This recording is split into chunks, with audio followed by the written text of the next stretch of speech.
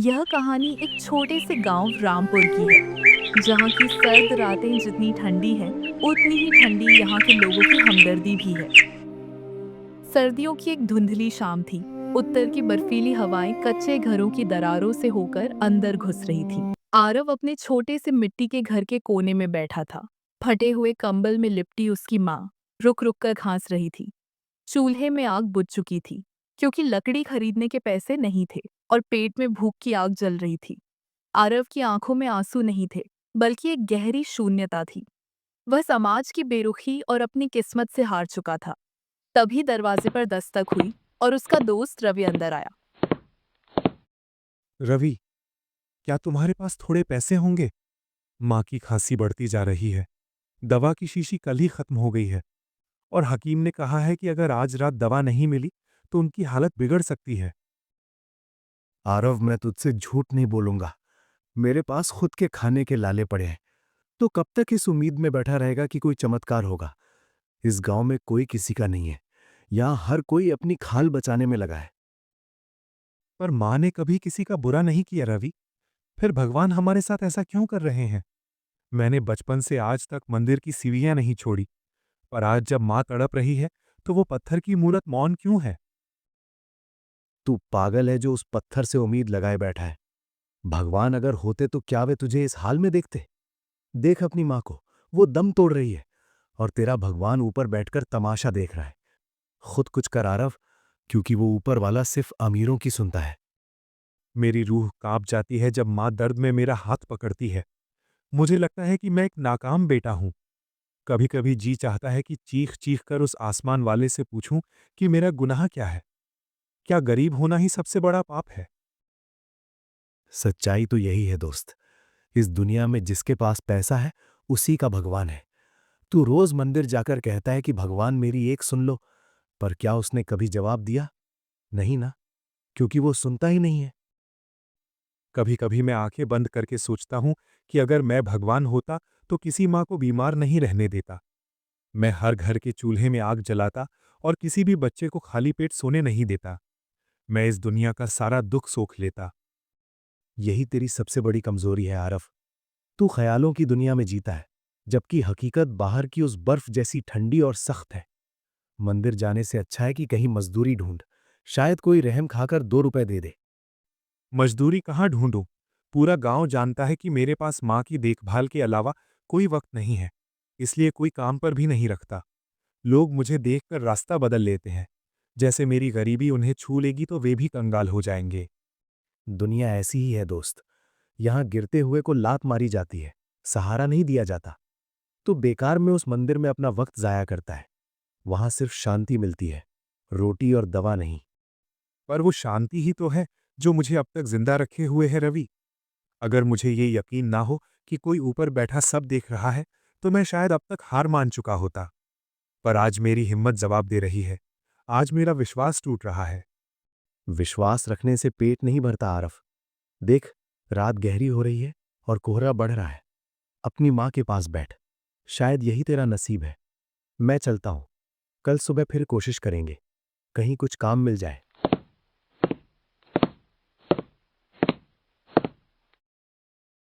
रवि के जाने के बाद घर में फिर वही खामोशी छा गई, जो माँ की खांसी से बार बार टूट रही थी। आरव ने अपनी माँ के ठंडे पड़ते हाथों को सहलाया। उसके मन में एक अजीब सा गुबार भर गया था। वह बेबसी और गुस्से के उस मोड़ पर था, जहां इंसान या तो टूट जाता है या बागी हो जाता है। उसने फटी हुई चादर ओढ़ी और तेज कदमों से मंदिर की ओर चल दिया। बाहर सन्नाटा था, सिर्फ कुत्तों के भौंकने की आवाज आ रही थी।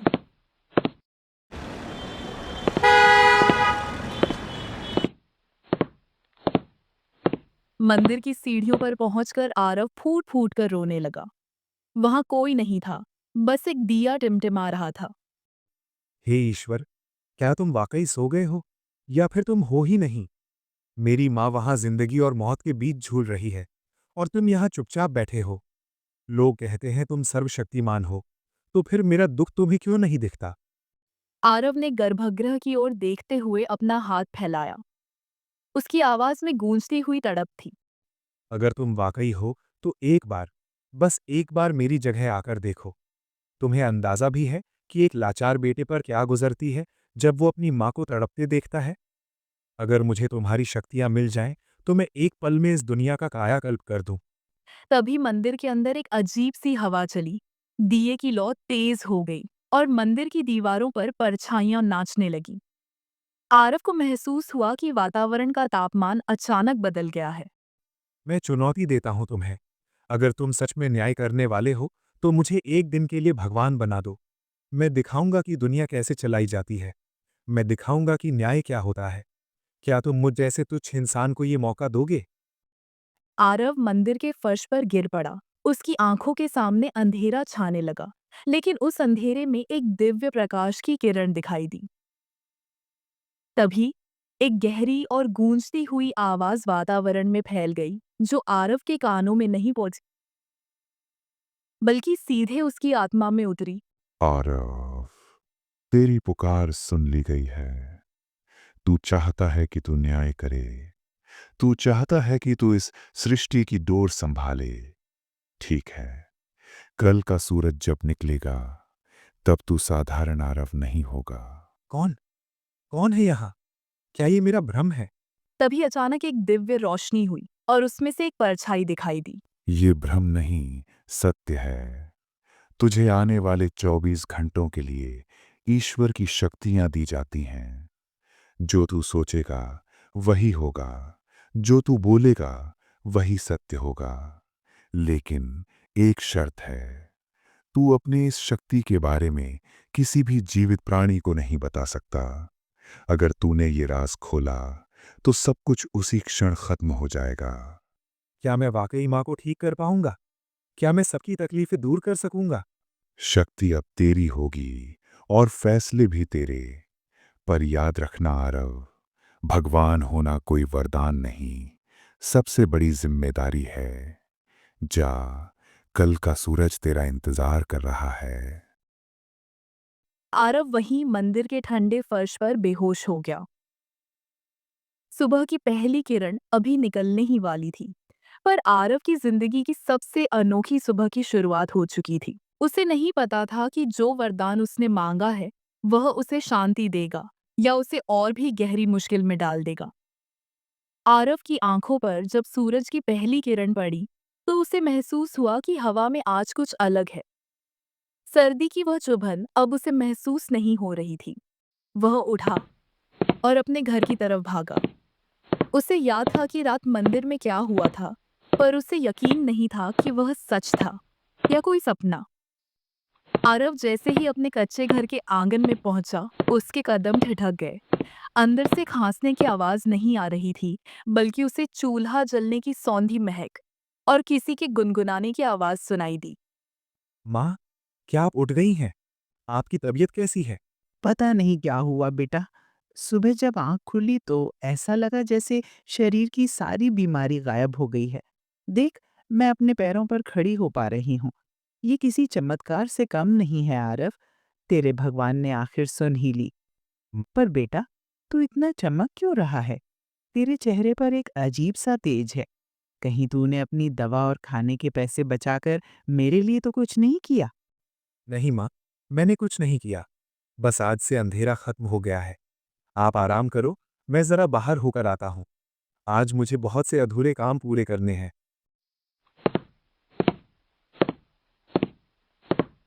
आरव घर से बाहर निकला तो उसका सामना रवि से हुआ। रवि उसे ऊपर से नीचे तक ताज्जुब से देख रहा था। अरे आरव, ये क्या देख रहा हूं मैं? कल तक तो तू मरा मरा सा फिर रहा था, और आज तेरे चेहरे पर ऐसी रौनक जैसे तू इस गांव का राजा बन गया हो। और तेरी माँ, वो तो आंगन में टहल रही हैं। चमत्कार होते हैं रवि, बस यकीन करने की देर है। आज मुझे महसूस हो रहा है कि मैं जो चाहूं वो कर सकता हूं। दुनिया वैसी नहीं रहेगी जैसी कल तक थी। तू अजीब बातें कर रहा है। अच्छा सुन, अगर वाकई चमत्कार हुआ है, तो जरा मेरे फटे हुए जूतों को देख। क्या तेरा भगवान इन्हें नया बना सकता है? या फिर मेरे खाली बटुए में कुछ पैसे डाल सकता है? आरव ने मन ही मन सोचा और रवि के जूतों की तरफ देखा। पलक झपकते ही रवि के पुराने जूते चमकते हुए नए जूतों में बदल गए। ये ये कैसे हुआ? आरव, तूने ये कैसे किया? तूने तो बस उन्हें देखा और वो नए हो गए। क्या तूने कोई जादू सीखा है? या फिर वो जो तू कह रहा था, क्या तू वाकई भगवान बन गया है? बस इतना समझ ले कि आज मैं सबकी तकलीफें दूर करने आया हूँ। जो कल तक नामुमकिन था, वो आज सच होगा। अगर ऐसा है तो भाई मुझे अमीर बना दे। इस गरीबी की जिल्लत से मुझे बाहर निकाल। अगर तेरे पास शक्ति है तो पूरे गांव का भला क्यों नहीं करता? सबको सोना बांट दे। लालच मत कर रवि। मैं यहाँ सिर्फ उन लोगों की मदद करने आया हूँ जो वाकई हकदार हैं। शक्ति का मतलब ये नहीं कि सब कुछ अनर्थ कर दिया जाए। तभी आरव की नजर एक कोने में बैठी छोटी सी बच्ची मीरा पर पड़ी। मीरा की आंखों से लगातार आंसू बह रहे थे और उसके हाथ में एक खाली कटोरा था। आरव उसके पास गया और घुटनों के बल बैठ गया। तुम क्यों रो रही हो छोटी? क्या तुम्हें भूख लगी है? आरव भैया, मेरी गुड़िया टूट गई है और पिताजी कहते हैं कि नया खिलौना लाने के लिए पैसे नहीं हैं। और माँ 2 दिनों से भूखी है क्योंकि घर में दाना नहीं है। रो मत मीरा। तुम्हारी गुड़िया भी जुड़ जाएगी और तुम्हारी माँ का पेट भी भर जाएगा। देखो अपने कटोरे की तरफ। आरव ने जैसे ही कटोरे को छुआ, वह ताजे पकवानों और फल से भर गया। मीरा की आंखों में चमक आ गई। उसने एक निवाला खाया और आरव के गले लग गई। आप बहुत अच्छे हो भैया। क्या आप जादूगर हो? क्या आप रोज सबको ऐसे ही खुश कर दोगे? मैं कोशिश करूंगा मीरा। जब तक मेरे पास ये वक्त है, मैं किसी को रोने नहीं दूंगा। तुम जाओ और अपनी माँ को ये खाना खिलाओ। जैसे ही मीरा गई, गांव के कुछ और लोग वहां जमा हो गए। किसी ने आरव को जूतों का चमत्कार करते देखा था, तो किसी ने मीरा का भरा हुआ कटोरा। धीरे धीरे भीड़ बढ़ने लगी।